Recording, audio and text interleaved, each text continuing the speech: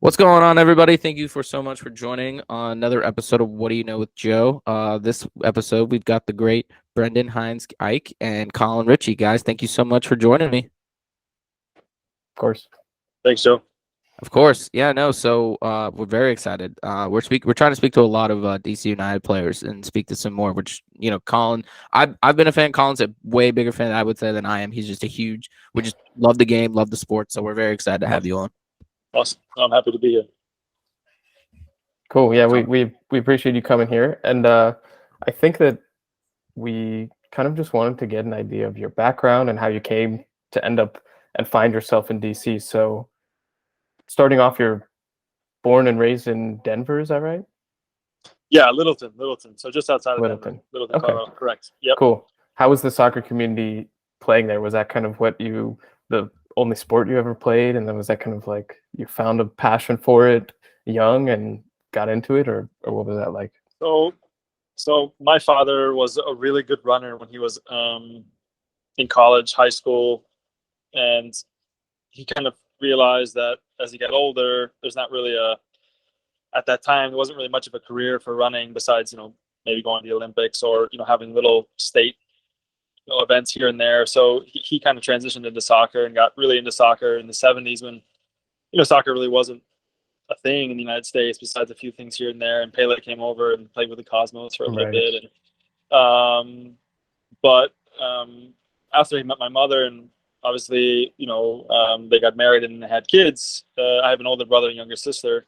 He was all about soccer. And so we just loved it from the get-go. And I mean, we have pictures in the house from when I'm 2 years old and running around the backyard and kicking a ball and, so it's been in my life for forever. And I have an older brother who was, I always say this in every interview I do, who was much, much better than I am. He didn't end up going professional just because of, various reasons and wanting to be in different environments. But I've been around the sport for my whole life. And so, in Middleton, at the time, there was tons and tons of clubs. And of course, everybody, knows this with American soccer, that the youth clubs, it's kind of a pay to play situation, which, I hope one day changes. I hope even, I have a daughter now, and I hope when she starts to play that, there starts to be progress, towards, free play, because that's how it is in other countries. And so my father didn't want us to, do the typical travel teams and be with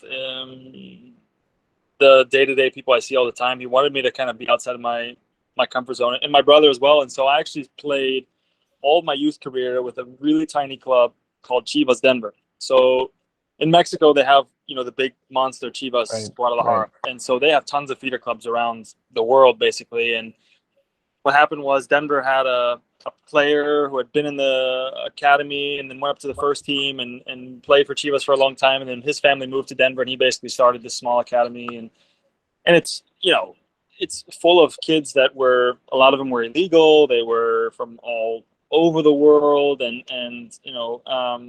I found myself mixed in with these guys. And I'd say, 90% of the guys there were Latinos. So Spanish was the only thing spoken. And so I had to learn. And it was amazing because these kids were so good, and they played a different kind of soccer than I've ever seen from like club soccer. They were just free, and it was like playing on the streets. And I grew up with that, and I grew up like being in a really real world environment, because these kids, they have nothing besides soccer, and their families were dirt poor. And so it used to be, I give you an example, like nowadays, like club soccer for a season, it's like $2,500, $3,000 a year. It's crazy. We used to pay $99 for the year, like everything. It was crazy. Wow. Yeah, and I mean, my parents are like middle class, and they didn't obviously have tons and tons of money, but they weren't poor by any means. And so we had an easy upbringing in that sense. It was very normal for us. But my dad used to pay for a couple other guys, for the year if they really had no money, or like they were coming from Mexico and they didn't even have their family there yet, and they found their way into the team. And so, we were like the white family of the whole club. We were the gringos, the wetos, and but we loved it. Those are my brothers. I mean, I grew up with those guys, and but as I got older, it was time to transition to something very serious, And so then I started basically traveling for the sport. I went to 4 high schools in 4 years. So I started Wow. off in Colorado. I was playing with Colorado. I was playing in there, Colorado, at my freshman year, and we said it's just not good enough. I need to get to like something much more advanced. And so I moved to IMG in Florida at the time, and was kind of a really bad situation. I had, got there being promised a full scholarship, and the guy who did that was like fired weeks later, and then the scholarship was gone, and so I was kind of stuck there. And yeah, it's part of soccer. It always is. There's always stuff that goes on, and then I transitioned to California because Chivas USA, which used to be a club in MLS, funny enough, had just started, and my brother was there because he was down in Mexico playing with the real Chivas. We can't play with the actual Chivas because you have to be Mexican to sign with them. Right. So Chivas USA started, and we found ourselves in California, and it was the real deal. And so that's basically my youth story. I mean, with leaving out a lot of parts, but I ended up in Chivas USA, right before I went to college. And at the time, Chivas USA was one of the best academies in everywhere. I mean, they were much better than Galaxy and much better than DC United at the time. And sadly, the first team was abysmal, and nobody wanted anything to do with that. And that's kind of why they ended up folding a few years later. Yeah, but that's about all I know of them.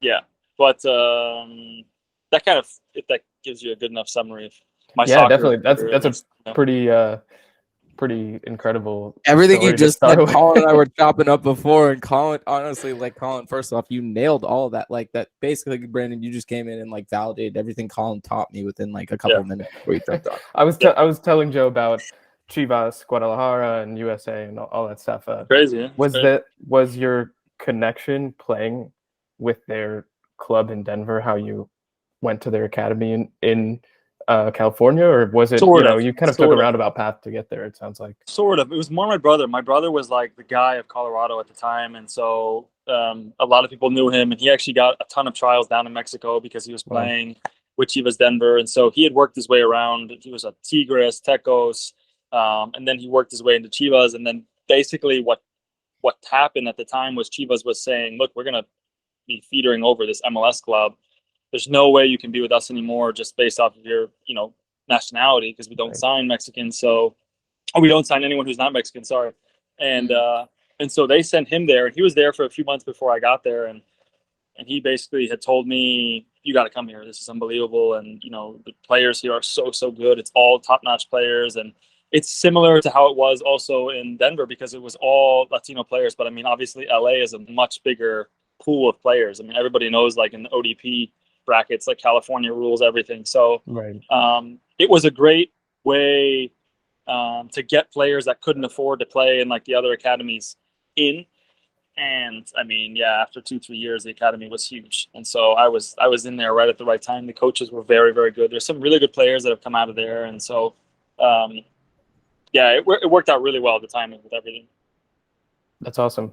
What was it like to play with your brother? Were you guys just kind of in the same environment, but did you ever kind of play on the same field together?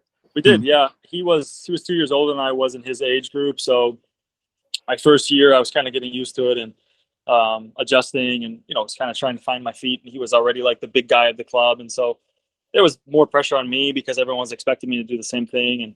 And I kind of finally got rid of that, notion that I had to be the same as him, and just played my own way. And the following year, we ended up playing basically the whole year together. And I didn't play a lot like he did. I mean, I would get in a few games here and there and start a few games here and there. But I was not able to play as much as I would have liked to. But I got to travel with him and do all that stuff with him. So it was a really fun year before he basically decided to transition and go to college, because he was not in favor of going with the first team, and just basically watching how it was, unfolding in front of his eyes. So I feel that. Yeah, no, I not too many people get to play with their siblings or like get to have that much interaction with their siblings in professional sports. So that's got to be pretty cool. Kind of like with that Chivas team, you were and jumping a little bit ahead in your career. You were named captain of down the road of that team when you were playing, right? Or like you were promoted to that. What was that kind of feeling like? And especially like, you're coming from your brother, or like, your brother was a big part of it. I'm sure you saw maybe there was a little bit of pressure to maybe like fit those, fill those shoes. What was it like being named captain, and what did that mean to you? Well, I mean, yeah, the following year I was still one of the younger guys, but I mean, I had a lot of experience. I played a lot of games, and like I said, once I figured out that I was my own person, I didn't need to be, under him, and I had to be his brother. I was kind of just my own guy. I think that helped me kind of come into my own, and Yeah. no, it was nice. It was a full circle moment because when I started at Chivas Denver, it was hard, being like the only white guy there, and there's a lot of Yeah. talk about, I'm sure, I always used to get told, your family's so rich and it's amazing. Yeah. I'm just like, no, that's not true. You have to kind of defend your own. And, coming full circle, then being part of like a huge academy and being a captain there was really cool because, it kind of showed all the hard work, but also how far I've come from when I started with Chivas when I was like, 9, 10 years old. I mean, it was a long time, almost 8, 9 years I'd been in some kind of Chivas system. And Yeah. my dream was one day that Chivas would allow players to change. They would allow Americans to come play. I would sign for them in a heartbeat. I'd love to put on that jersey again, but unfortunately, that's never going to happen. So my days ended there, but it's okay. I was happy to end the way I did with the club. So yeah, for sure. And speaking of that, like segueing onto our next question, you've been crushing all your career. You've been crushing with Chivas. When did you start getting, looks for colleges, for schools? I mean, like you said, you were hopping around all over the country, and then you landed in California. What were, some of the offers you were getting, and where were you thinking about going? Well, it was tough because so once my brother left, I still had a year and a half before I was going to graduate, and I wasn't still set on the college train. I still was expecting, maybe hoping in the back of my mind that the first team would change the way they were doing things, and they would bring in new system and new players, and more money would come into the club, and I'd want to sign there. And about 8, 9 months later, the guys who were just ahead of me, I watched 6 or 7 of them sign. I was super happy, and I was like, okay, I'm the next guy to do this. I don't want to go to college. I want to sign a homegrown contract and go into the MLS and get my career going. And over a span of 6 months, 6 months or so, I watched so many of those guys just fold over and die in their careers, and realized that the club had no idea what they were going to do with the young guys, and they were just signing players left and right, and they were just being left to collect balls during the training of the first team. It was crazy. There would be times where I would go up to train in the first team as an academy player in the mornings, because I always went with the first team in the morning, and then I trained with the academy at night. And there would be players who were already signed from the academy, so guys that were a year ahead of me. And we, for example, have an 11v11 scrimmage in training, and I would play in the training session, but the players who weren't, they would sit off on the side.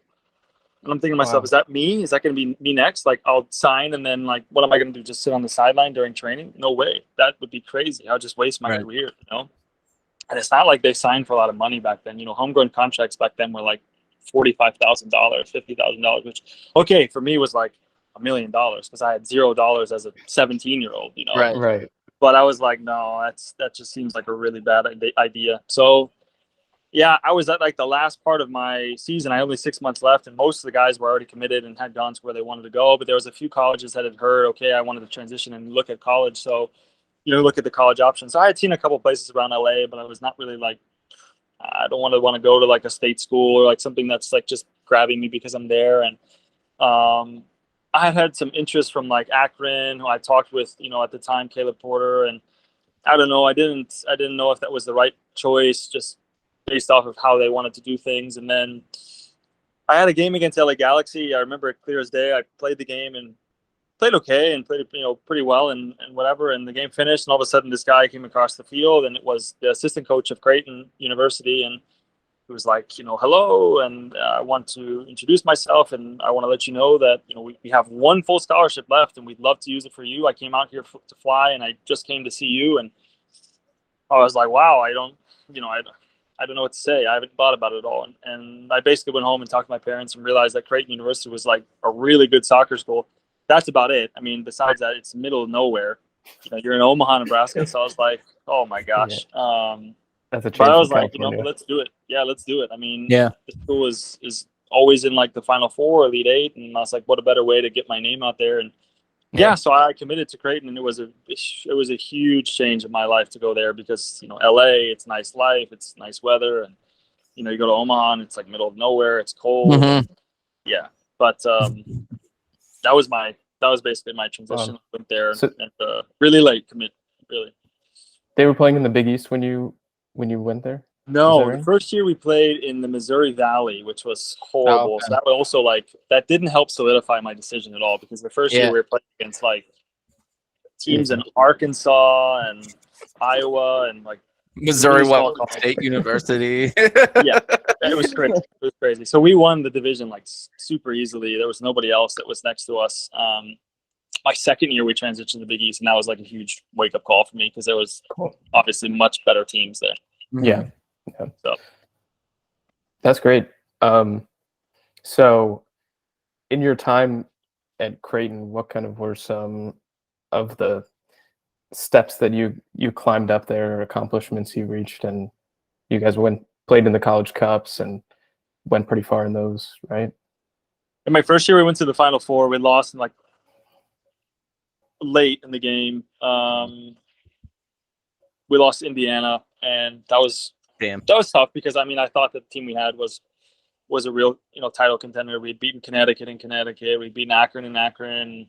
Hmm. It was just like, okay, wow, this is like a perfect year just to go all the way. And then the second year was a lot tougher because we had the transition, and then the third year was kind of like my big change in my college career because about halfway through the season, my season started off really well, and about halfway through the season, I had like kind of a halt with Creighton, and there was basically like a problem with my scholarship, and I don't know. I don't want to get too much into it because it was really crazy at the time. But I basically was all of a sudden having to pay money to go to school, and I don't know. I mean, where I come from, contracts are contracts, and I had a full year scholarship, and so basically I was like, okay, this doesn't get solved, I'm leaving, and I think that kind of tied in with what had happened that summer because after the second summer of my sophomore year, after that year, I had started already to get a few people knocking on the door for clubs in Europe, and I was like, I want to do that. I'm ready to leave, and I had told Creighton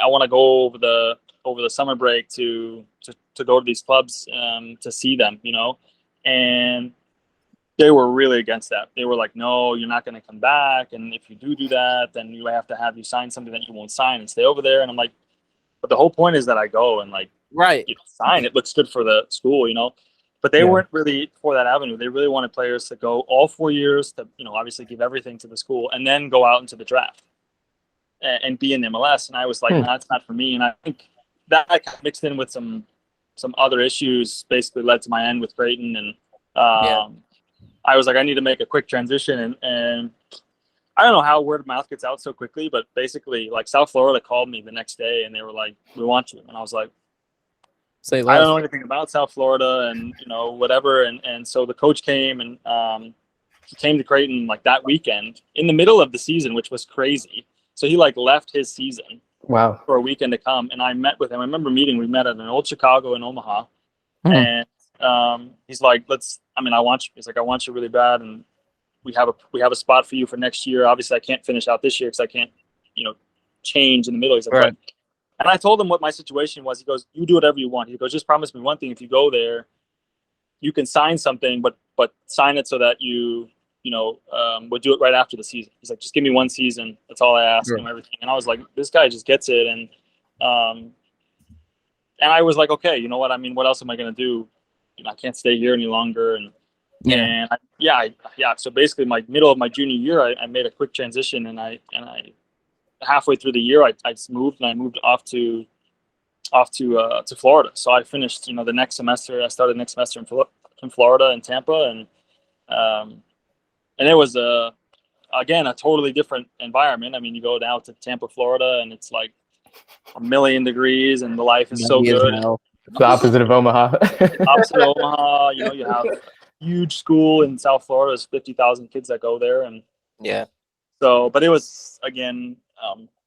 A big obstacle in some way that had hit me, but then it was for the right reason because when I made the transition there, I was able to then go that summer off to Europe and be with the teams I wanted to be with, and it just gave me the taste of what I want in my life, and I didn't look back after that, basically.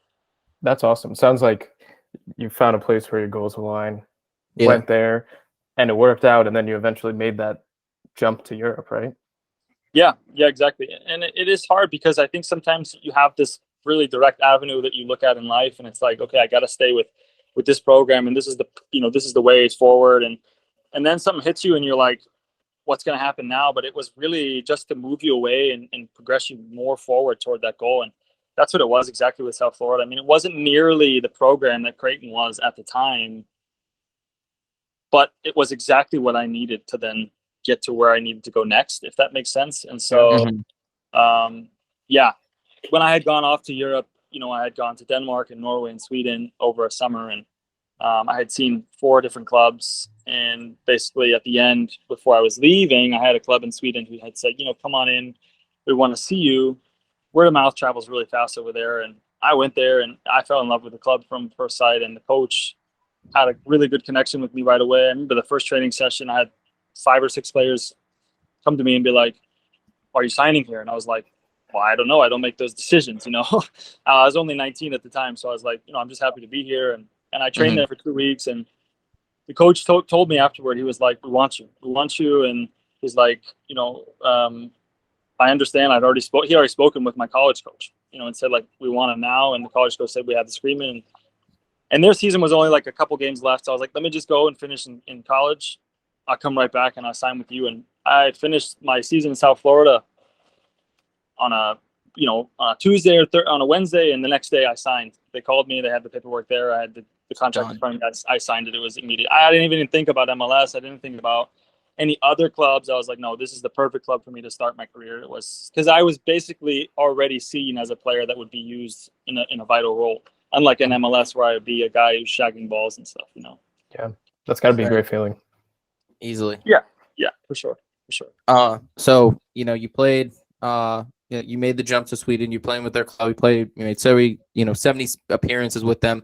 What was that atmosphere like? I mean, you played all over the U.S. You played all over. Like you said, you went to Denmark, Sweden, all these places. What was that environment like playing in? Was there anything maybe that all those places you played before led up to that and like made it easy, or was it just a completely different environment over there?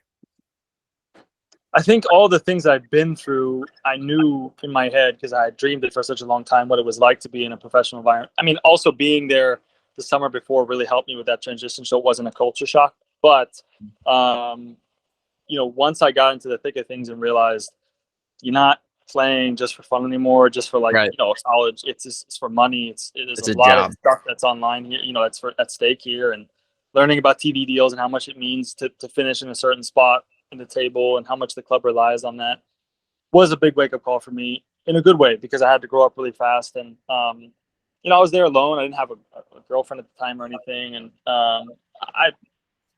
I was basically a guy who was like, okay, I'm just going to dedicate my whole life to this. And, every waking hour, I'm going to be trying to get as good as I can. And that worked out well in some stages. It also led to some early burnout, which I had to back off a little bit because I realized, okay, I don't want to be burning out at like 20 years old. I still have a long career, Right. So I wanted to take it easy. But the environment was really different because in college, it's 4-month season. It's like go, go, go, go, go. And in Sweden, it's a lot longer, and you have a huge preseason buildup because of the weather. You can't start the competition until like April, but you need to report for preseason in January. So you have this like 3-month preseason where you're just going on these various trips to Portugal or Spain to get out of the cold weather and train. And it's hard because the training camps are really long and brutal, and you're usually like in these compounds that are not really close to anything, and you're there for 3 weeks at a time, and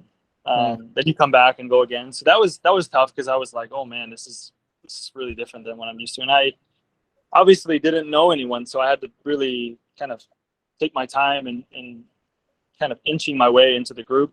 An American, I was only the second American there, and it was a lot of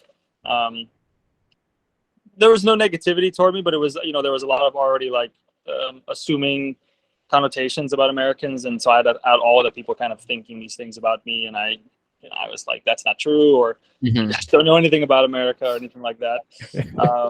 But as time went on, and the group finally began to accept me, and obviously I was playing in games. That always helps when you start to play and play well, to accept you much quicker. And from there, I mean, probably after 6-7 months, it was a little bit shaky. It was tough, and I played well, and I didn't play well, and it was like back and forth. But once I finally got it going, it was basically flying from there. And I mean, the next 2.5 years were amazing. I mean, it felt like I was at the club for like 6-7 years rather than like 3 years, and it just it was one of those things where time just flew by, and before I knew it, it was time to leave. Yeah. Wow.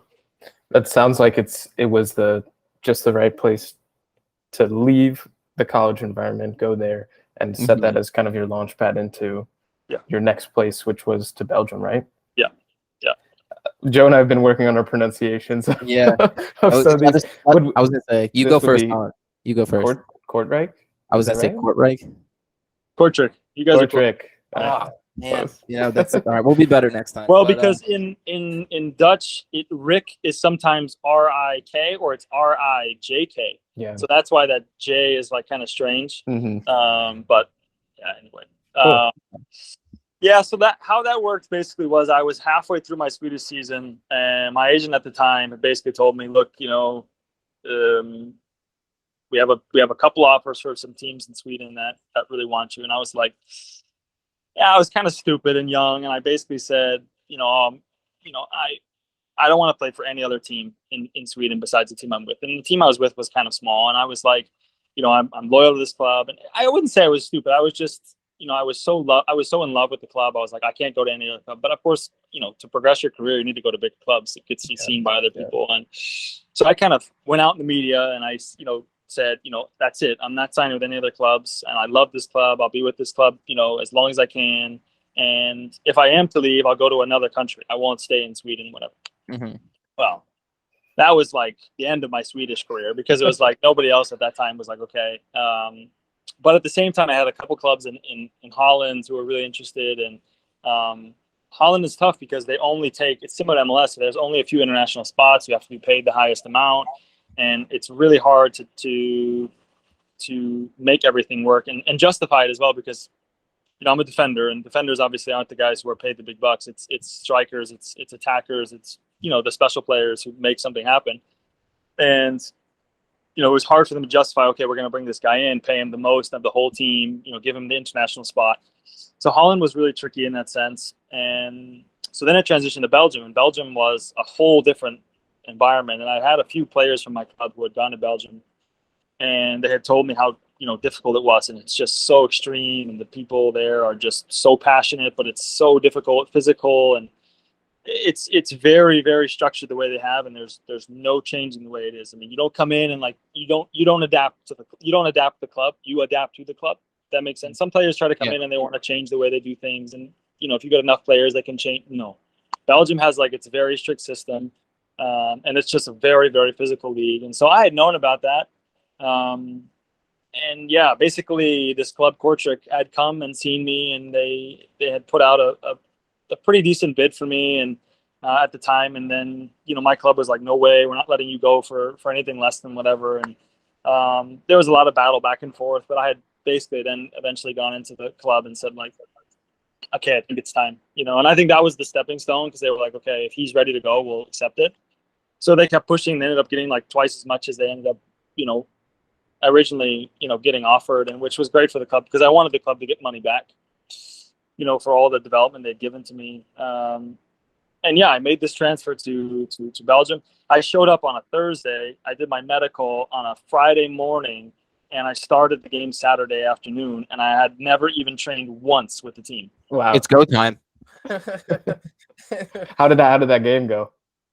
We lost 4-1, but to be honest, I played really well, because I'd already been like fit, and I was like into the season. But I played a different position, and I didn't even know. I showed up to the game day. I didn't even think I'd make the game day roster. I was like, oh, I've just got here. Like, let me just sort myself. The guy's like, no, you're on the roster.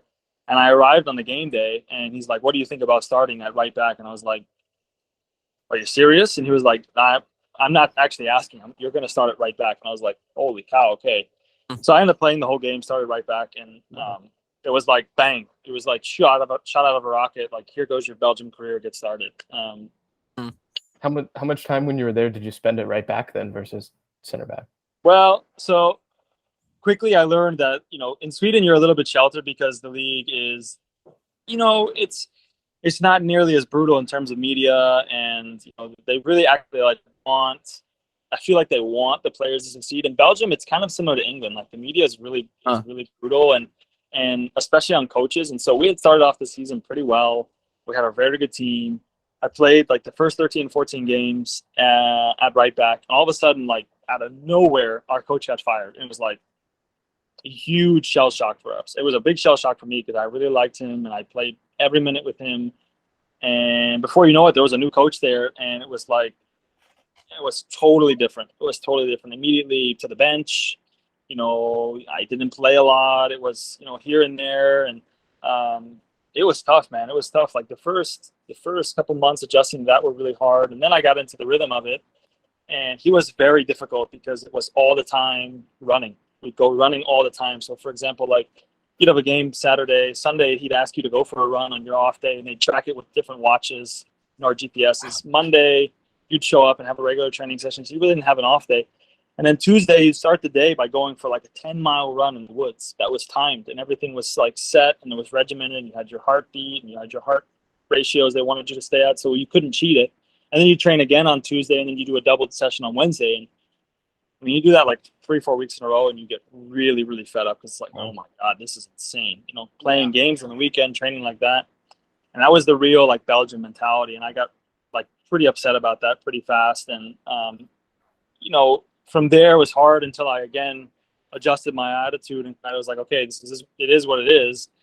And then the following season, I played most of the season. And it was a pretty okay season. We went pretty far, and we almost made it to Europa League, which would have been a huge accomplishment for our club because we're like a pretty small club compared to like the Europa League clubs. Mm-hmm. And and then I kind of made the transition to my third season where at that time, and when I had come in, I was like one of like 16 new players at the club. They had a huge like turnover. Well, after that, I was the only guy left. So all those guys that came in had dispersed to other clubs, and I was the only guy left. And this coach kind of basically made it clear he didn't want me there anymore, and it was like, I want you to move on, and made it difficult for me. But the club, however, had paid a lot of money for me to come there, and they had me on a 5-year contract. So the club didn't really want me to go anywhere else. So I had this conundrum where it was like the coach wanted me to leave, but the club wanted me to stay. I wasn't playing, but the club was like still happy that I was there training. And I was like, no, this is not going to work for me. No. And the next 6 months were like the darkest 6 months of my career. I was so fed up. I honestly, at the time, so I'd make a kind of a quick side note. I had met my wife at Creighton. And then when I went to Sweden, we couldn't make it work that I would go with her, and we kind of like broke it off. And then I kind of reconnected with her in Belgium because it was a much better setup. I had made more money, so I felt like I could like take care of both of us, when I was there. And I was more established as like a person because when I was in Sweden, I was like, I was younger, and I was like, okay, I just need to focus on myself. And so I remember at the time when I was in Belgium, my third year, I told my wife, I was like, that's it. I don't want to play anymore, honestly. Like if this is how it is, then I'd rather end it because it was not even fun anymore to me. I go to training. I'd know I have no chance of playing. I was basically, being strolled along, and it was miserable. And kind of leading up to the DC United, because I'm sure you guys are wondering how I got here. Yeah.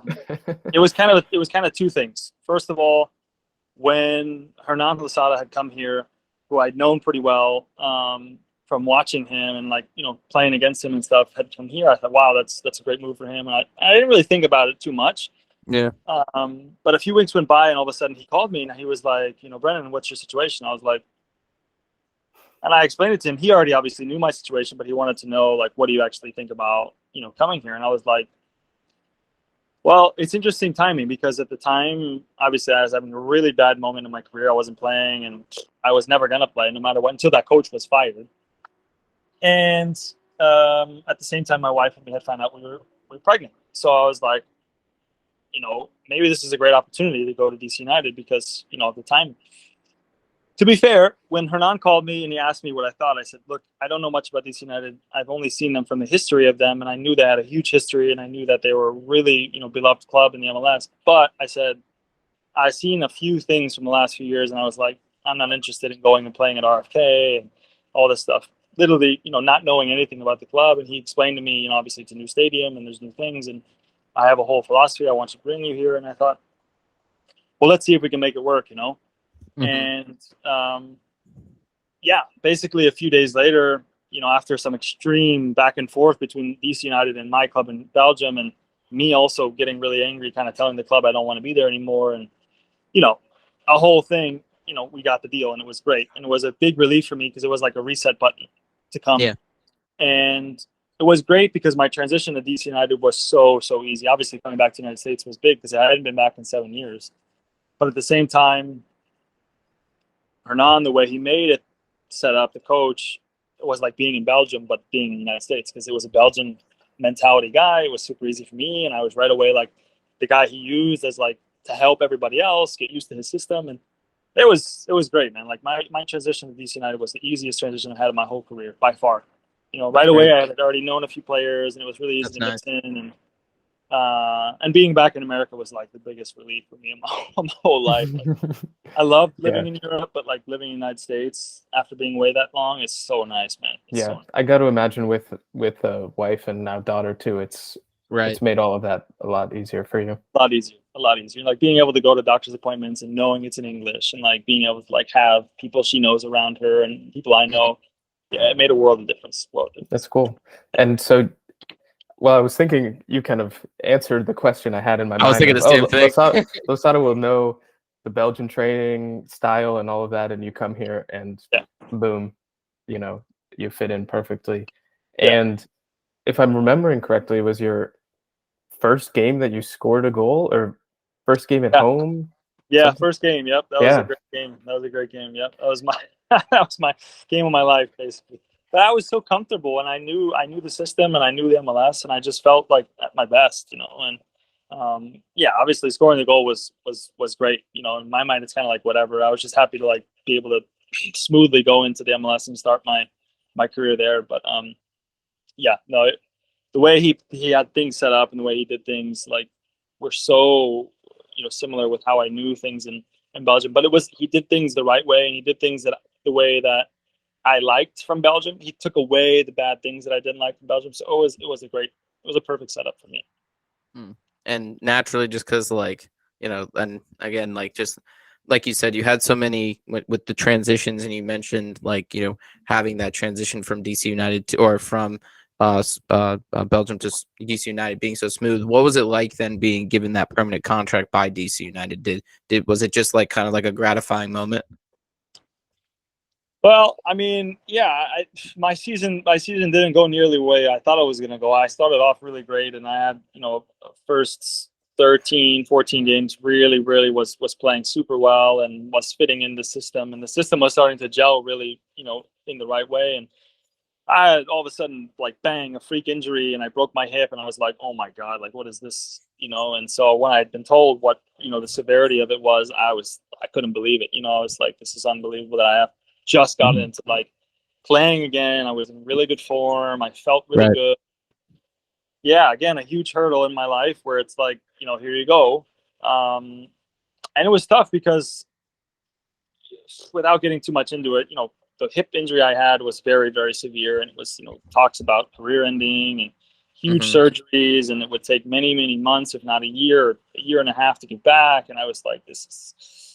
I ended up not having any surgery on my hip, which was the greatest decision of my whole life, thanks to a few doctors and talking with my family and stuff. And I ended up coming back in 4 months, which was big because it allowed me to show to DC United, look, I'm back, and it doesn't have an effect on me. And I was able to come back, and I played the last few games, and I even played the last game, the full game, and played really well. And so getting the permanent contract was a great thing in the sense that I was able to, obviously show the injury didn't affect me in any way, but it was also nice for my family to kind of finally break the ties of Belgium, because, in the back of your mind, I was thinking the whole year, like, I may have to go back. I still have 2.5 more years on my contract in Belgium.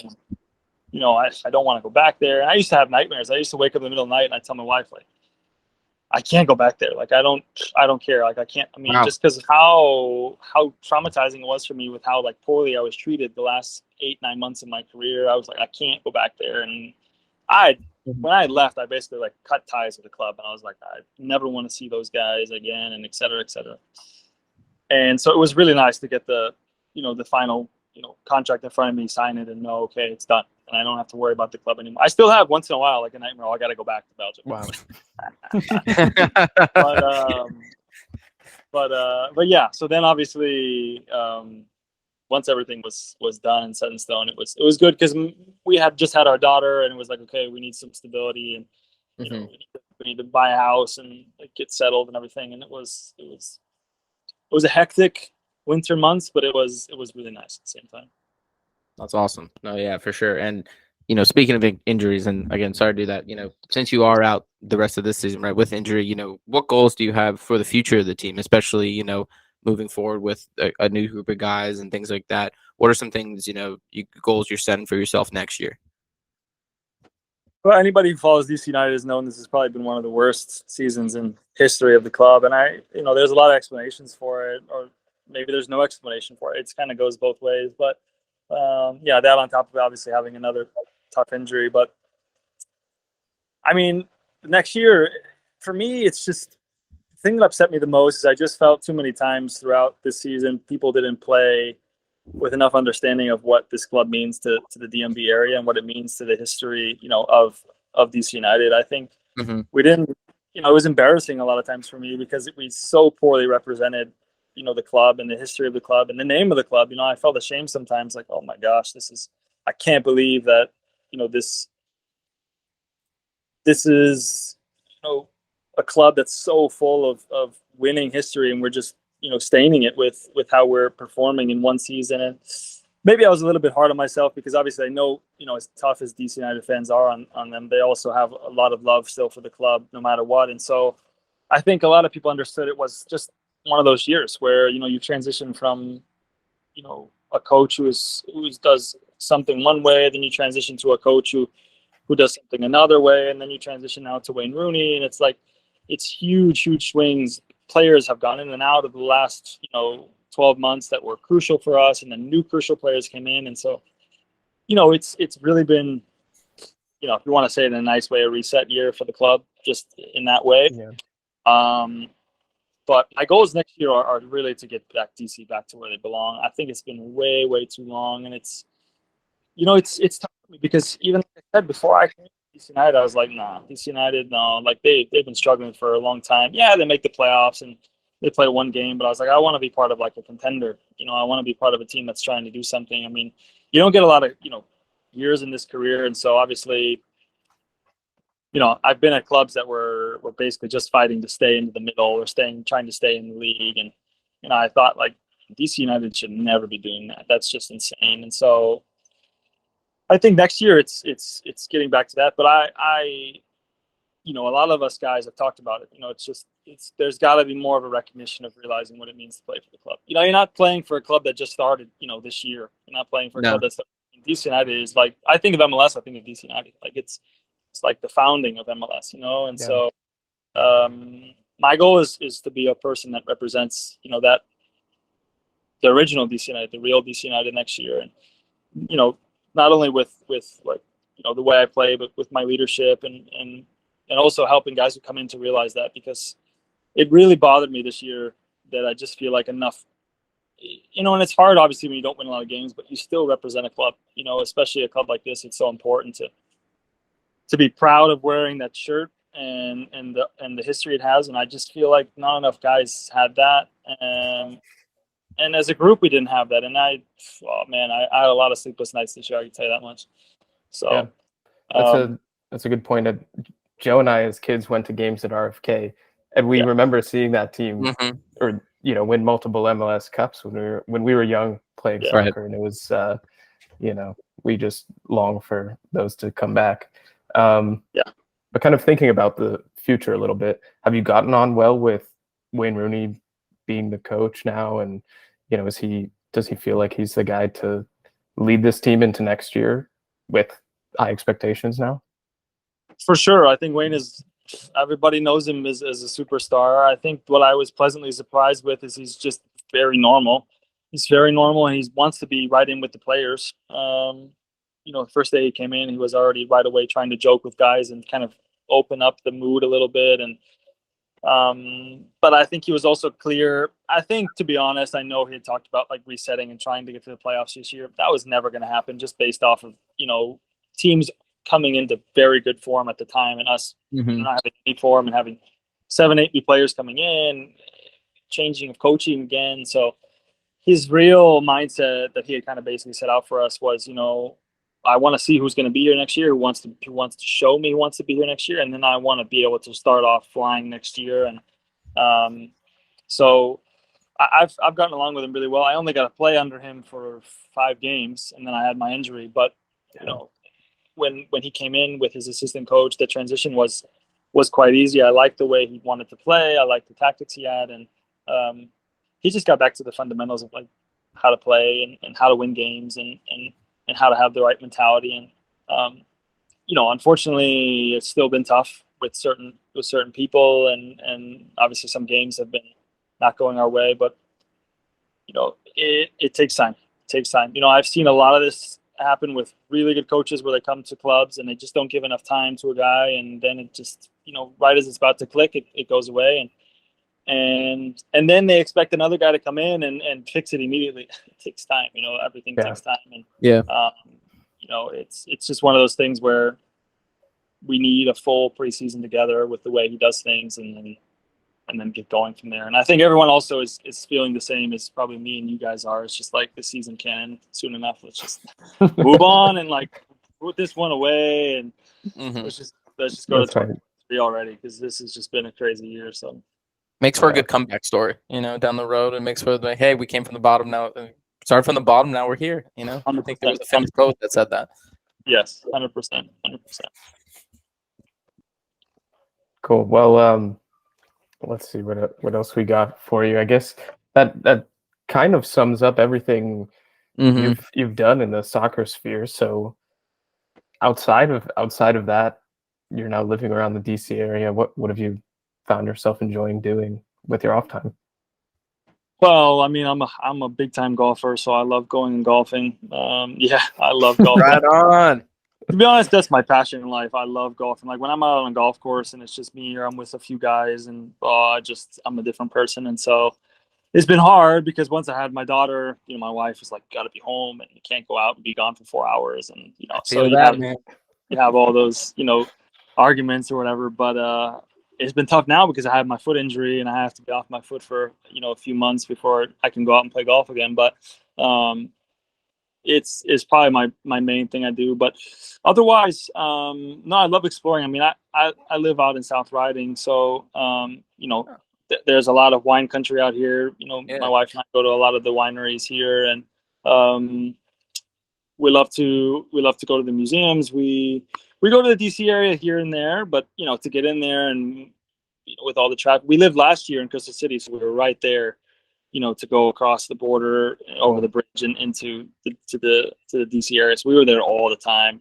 But otherwise, I mean, we just moved into our house a few months ago. So, just mostly here and setting things up, and, just trying to settle down a little bit has been what we've mostly been up to. It's fun to have some handy projects around the house. Exactly. Never ending.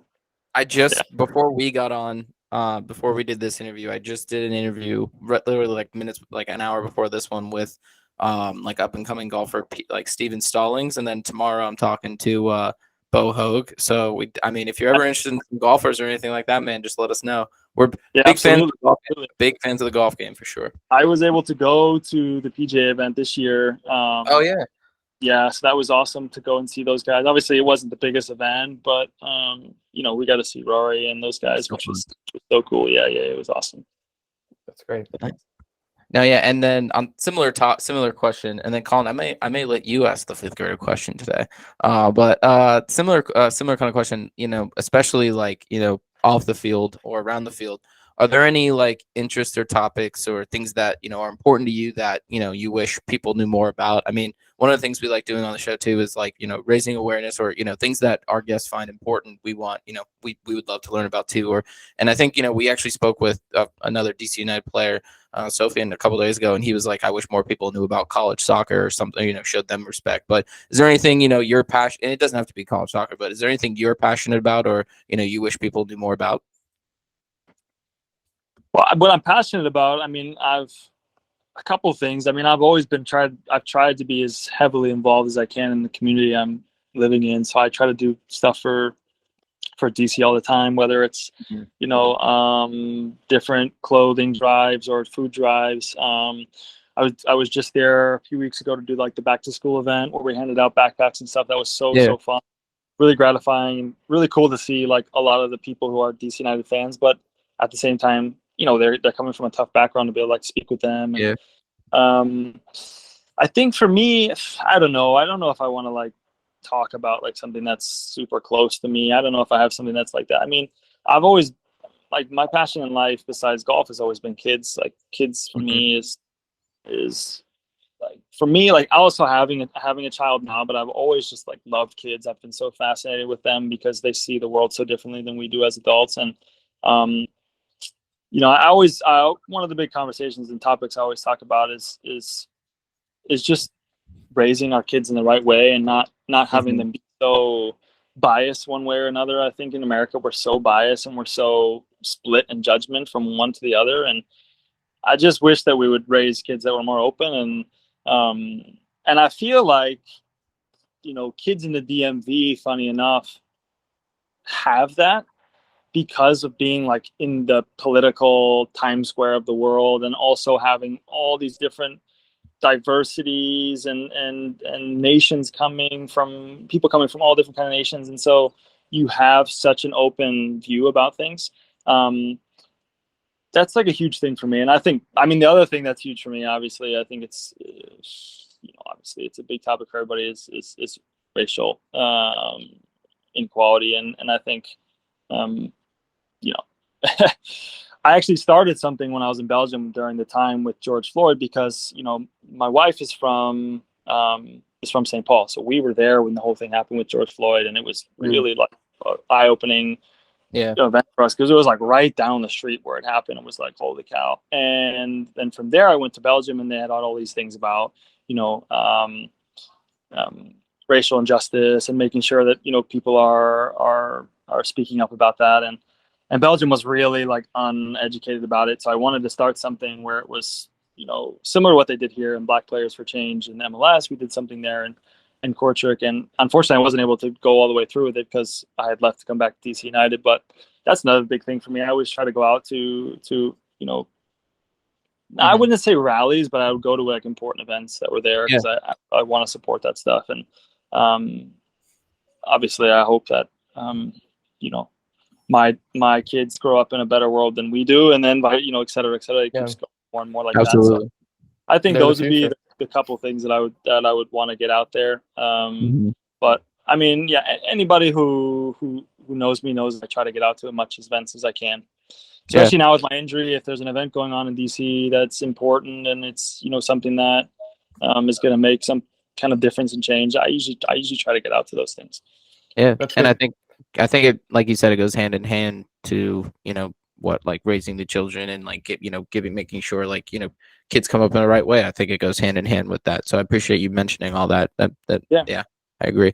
And I know I have an open floor question after this, but again, I like to ask this question to and Colin, I'll make you give your answer again. Maybe it's changed. I've asked this question to NFL Pro Bowlers. I've asked it to actors. I've asked it to fellow soccer players. I just asked it to a PGA golfer. To help people kind of make the assimilation. Have you ever seen the movie Step Brothers? Sure, absolutely. Yeah, so that scene where like him and Dale and Brennan they're at the playground and all the fifth graders essentially attack on him. Kind of similar situation, in that kind of situation, you pull upon you're either walking by a playground. What happens if fifth graders come at you? How many fifth graders do you think you could take down before they potentially overpower you? I'm very curious to hear your answer. To be honest, I think fifth graders, They're built now. They're built now, and that's the They're thing. built. If I get one big fifth grader coming up to me, It's dangerous. I'm not a great fighter. I don't have any fighting skills. I mean, if it was, to be honest, if it was just me and I saw a pack of fifth graders coming and they were serious about it, I would strap up my shoes and be out of there. Hell yeah. I would not go. I would not go answer. at them. I would You're turn right. around and I'd run the other way. I mean, I'm not looking to get my ass handed to me by a 12-year-old. It's a lose-lose. It is. It's a lose-lose because then also if you hit the kid, you're like the guy. Yeah, fifth grader. exactly. I know. And I don't know. I mean, some of these kids, they say they're in fifth grade, but you never know. It's like the Little League World Series. Oh, I am 12. show me the birth certificate. That's all. I am 12. Like, there's just no way. It's like No. no wonder why these kids are getting recruited. No. We asked this to Sophia and Jafal the other day. I think you'll be entertained by his answer. He said, what did he say, Joe? 20 to 30? I think he was like, I could put up double digits. Tell Sophian that no chance because he has a bad shoulder. So I mean that means he's basically hitting with one arm. So if somebody gets him from his one side, it's finished right away. Exactly. No, I'll have to tell him.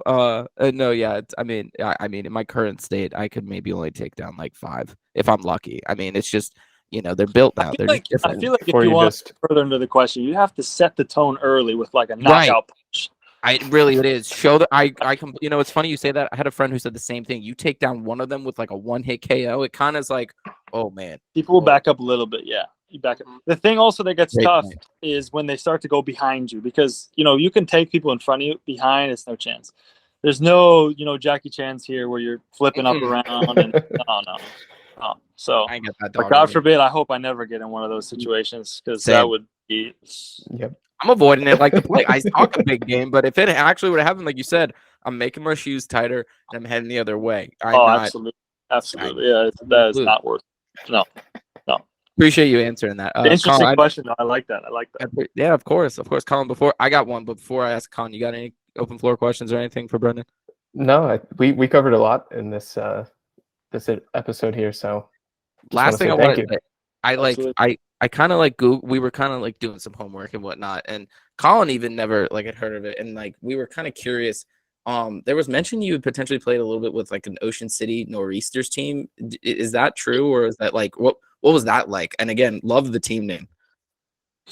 Yeah, the Nor'easters. That was between my freshman year and my sophomore year. In college soccer, you go and play with like USL or PDL team at the time. So, yeah, it was kind of strange because I was not sure what I was going to do during the summer. And then, everybody was like, oh, I've committed to this team and this team. I'm like, what do you mean you've committed? Like, they're like, oh, you got to go play like with a USL team during the summer. That's what they do. And I was like, okay. And so funny enough, then this guy had kept calling me from this Nor'easters, club. And I was like, whatever. Yeah, I'll come play with you guys. Like I'll go up there. I ended up going up. I wasn't there for very long. But no, it was fine. We like lived right on like the Jersey, boardwalk, and I mean the stadium was like basically like right on the water, and it was like a really dinky little stadium. The grass was horrible, and I mean it was like not a bad place to spend a summer though. Yeah, right? No, I know. It wasn't a place to like live and play and try to like have a job. No, it was more like a vacation place. So it was hard like with doing everything at the same time. And it was weird because like guys kind of took it seriously, kind of didn't. And I obviously take everything really seriously with like soccer. So I was like trying to get guys going, and they're like, bro, relax. Like, it's just like a summer league, like, and then I had asked the guy, I was like, well, how are we supposed to like live here? And like, how are we supposed to pay for everything? He's like, oh, you got to get a job. And I was like, I don't know how to get a job. Like, I never had a job in my life. Right. Not to be like spoiled or anything. I was just like, I've always had to play soccer, whatever. Yeah. And I remember like I got a job at the grocery store, and I was like working as one of the guys who fills up the aisles and takes stuff from the truck and fills the aisles. I did it for one day and I quit. I was like, nah, I'm not doing this anymore. This is not for me. I was curious about that. But no, but yeah, that was the only thing I really had. Brendan, I can't thank you enough for joining us. It was a lot of fun. Had a great conversation. You were great. You're always welcome to come back on the show, and we look forward to watching the rest of your career over the next couple of years for sure. Yeah, absolutely. Hit me up if you guys ever want to go out and play golf or whatever. Easily. Not We're- now. I need a couple months. No, I to get go that. Few months. foot, and I mean, I For got to sure. practice now from being rusty, but next year. Easily. Cool. We'll get out there. We'll rip it. No problem for sure. Cool, But guys. yeah, no. With that, appreciate you coming on. Thanks so much. Absolutely. All right, brothers. Take Yeah. care. All right. Thank Later. you. See you guys. Bye. See you.